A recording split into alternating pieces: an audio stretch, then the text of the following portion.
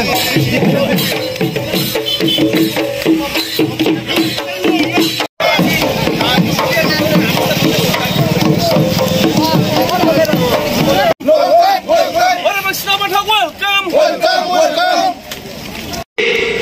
নিজে মহাৰাষ্ট্ৰ সমষ্টিৰ বিপিএফ ৰাজনীতি খেলি পেলাই মই জিকি অহা এজন ব্যক্তি আমি হাইকমাণ্ডৰ অৱস্থানি কৰি পেলাই কোন কৰে চৰকাৰ কৰিব কৰে চৰকাৰত থাকিব পাৰিব কৰে মানে ভালকে চলাই লৈ যাব পাৰে এই বস্তুবোৰ চিন্তা কৰি পেলাই আমি 7জন এমচিএলএ বিপিএফ পাৰ্টি পেলাই এই দলত বিজেপি আৰু ইউপিএল দলত যোগদান কৰিছে আমি জানো অন্তত যদি বিটিসি যদি ৰাজনীতি কৰে বিটিসি অন্তত যদি ৰাজনীতি কৰিব বিচাৰিছে আপোনালোকে এটাই ৰাস্তা আছে এটাই দল শক্তিশালী আছে আজি দিনটোত এইটো হ'ল ইউপিএল ৰাজনীতি দল ইউপিএল ৰাজনীতি দল কৰাৰ বাদে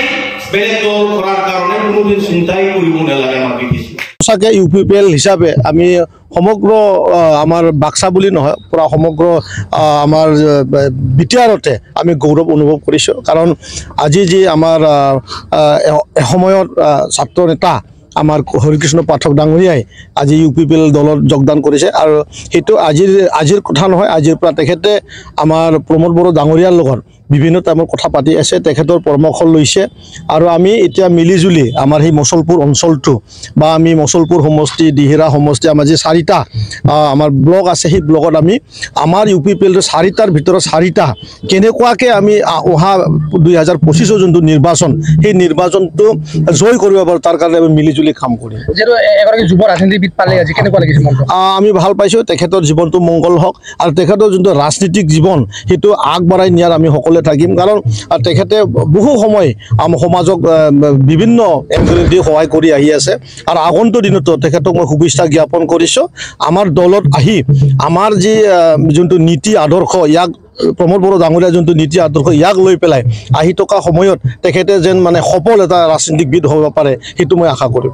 প্ৰথমতে অসমবাসী ৰাইজৰ আশীৰ্বাদ বিচাৰিছোঁ আজি দীৰ্ঘকাল ছাত্ৰ সন্থাৰ মজিয়াত থাকিলোঁ ছাত্ৰ সন্থাৰ মজিয়াৰ পৰা মই যোৱা 9 নৱেম্বৰ তাৰিখে আনুষ্ঠানিকভাৱে সাধাৰণ সদস্য পদৰ পৰা অব্যাহতি গ্ৰহণ কৰিলোঁ আৰু তাৰপিছতে মই থিৰাং কৰি ল'লোঁ যে যিহেতু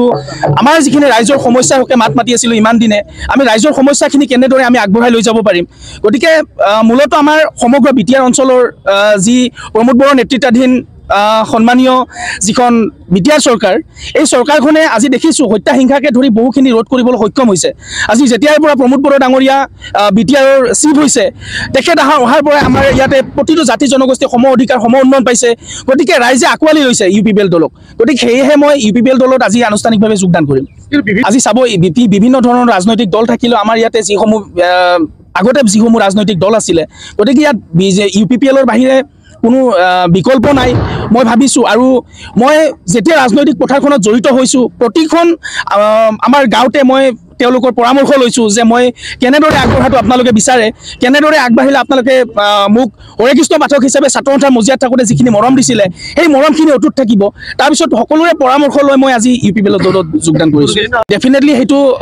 যদিহে কিবা দুৰ্নীতিৰ প্ৰসংগ আহে তেতিয়াহ'লে আমি দলৰ ভিতৰত আমি সেইখিনি দাবী উত্থাপন কৰিম বিশেষকৈ আজি আমাৰ যিখিনি সমস্যা হৈ আছে আমাৰ বিটিআৰত যিসমূহ এটা চামে আমাৰ বড়ো অনাবড়ো ৰাজনীতি কৰি আছে মই প্ৰথম মোৰ পদক্ষেপ হ'ব বড়ো আৰু অনাবড়ো ৰাজনীতি ধ্বংস কৰা সেইটোৱে মোৰ লক্ষ্য আৰু সামগ্ৰিকভাৱে আমাৰ যাতে প্ৰতিটো জাতি জনগোষ্ঠীৰ উন্নয়ন হয় সেইটোৱে বিচাৰোঁ মই আজি ইউপিপিএল দলত যোগদানহে কৰিছোঁ দলে যি দায়িত্ব দিয়ে দলে মোৰ ওপৰত যি দায়িত্ব দিব সুচাৰুৰূপে নিষ্ঠা আৰু সততাৰে পালন কৰি যাম যেহেতু মুছলপুৰ সমষ্টিৰ ৰানিং এম আছে ৰাকেশ ব্ৰহ্ম তেখেতক কেনেধৰণৰ সহযোগ কৰিব আজি চাব আমাৰ ছাৰ লগত আছে মুছলপুৰৰ সন্মানীয় এমচিএলএ তথা আমাৰ বিটিআৰৰ কাৰ্যবাহী সদস্য ৰাকেশ ব্ৰহ্ম ছাৰ গতিকে তেখেতৰ মই প্ৰথম কিন্তু ৰাজনৈতিক পথাৰখনত জড়িত হোৱাৰ আগত মই তেখেতৰ লগতে যোগাযোগ কৰিছোঁ আৰু তেখেতৰ লগত কথা বতৰা পাতি পেলাই যিখিনি তেওঁৰ সেই আছে আপোনাৰ আমাৰ কৰিবলগীয়া তেওঁৰ চিন্তা